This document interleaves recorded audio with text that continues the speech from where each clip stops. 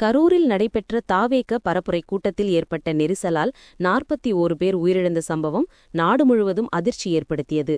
இதனைத் தொடர்ந்து சிபிஐ விசாரணை கோரி மற்றும் தாவேகா மீது நடவடிக்கை எடுக்க வேண்டும் என்ற கோரிக்கையுடன் தாக்கல் செய்யப்பட்ட 7 பொதுநல வழக்குகளும் தாவேக பொதுச் செயலாளர் ஆனந்த் நிர்மல்குமார் ஆகியோரின் மனுக்களும் இன்று அக்டோபர் 3 மதுரை உயர்நீதிமன்ற கிளையில் விசாரணைக்கு எடுத்துக் கொள்ளப்பட்டன.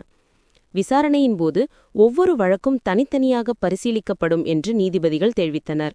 சில வழக்குகள் சிபிஐ விசாரணையை கோருகின்றன, சில வழக்குகள் பொதுக்கூட்டங்களுக்கு வழிகாட்டுதல்கள் பிறப்பிக்க கோருகின்றன, மேலும் சில வழக்குகள் இழப்பீடு தொடர்பானவையாக உள்ளன என்று அரசு தரப்பில் வாதிடப்பட்டது. பொதுக்கூட்டங்களுக்கு பாதுகாப்பு ஏற்பாடுகள் குறித்த மனுவில் விஜய் பிரசாரம் செய்த நாமக்கல் கரூரில் அசம்பாவிதங்கள் நிகழ்ந்துள்ளன. மதியம் 12 மணிக்கு கூட்டம் நடைபெற வேண்டும் என அறிவிக்கப்பட்டிருந்தும் விஜய் மாலை 7 மணிக்கு வந்தார். இதனால் நீண்ட நேரம் காத்திருந்த பொதுமக்கள் சோர்வடைந்து நெரிசலால் உயிரிழப்பு ஏற்பட்டது என்று வாதிடப்பட்டது. இதையடுத்து நீதிபதிகள் எந்த இடத்தில் அனுமதி வழங்கப்பட்டது, அது மாநில சாலையா அல்லது தேசிய நெடுஞ்சாலையா என கேள்வி எழுப்பினார்.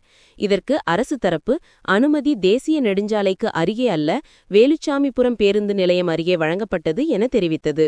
மேலும் எந்த அரசியல் கட்சியினரும் அமைப்புகளும் தேசிய அல்லது மாநில நெடுஞ்சாலை அருகே பொதுக்கூட்டம் நடத்தக்கூடாது என்றும், கூட்டத்தில் பங்கேற்கும் மக்களுக்கு குடிநீர், கழிப்பறை, மருத்துவ வசதிகள், ஆம்புலன்ஸ், வெளியேறும் வழிகள் உள்ளிட்ட அடிப்படை அம்சங்கள் கட்டாயம் வழங்கப்பட வேண்டும் என்றும் நீதிபதிகள் உத்தரவிட்டனர்.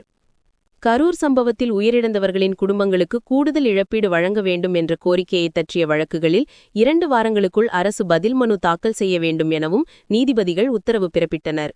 சிபிஐ விசாரணை கோரி தாக்கல் செய்யப்பட்ட வழக்கில் ஏற்கனவே மாநில அரசு விசாரணை நடத்தி வருகிறது. இந்நிலையில் வேறு விசாரணை கோருவது தேவையில்லை என்றும் நீதிமன்றத்தை அரசியல் களமாக்காதீர்கள் என்றும் நீதிமன்றம் தெரிவித்தது.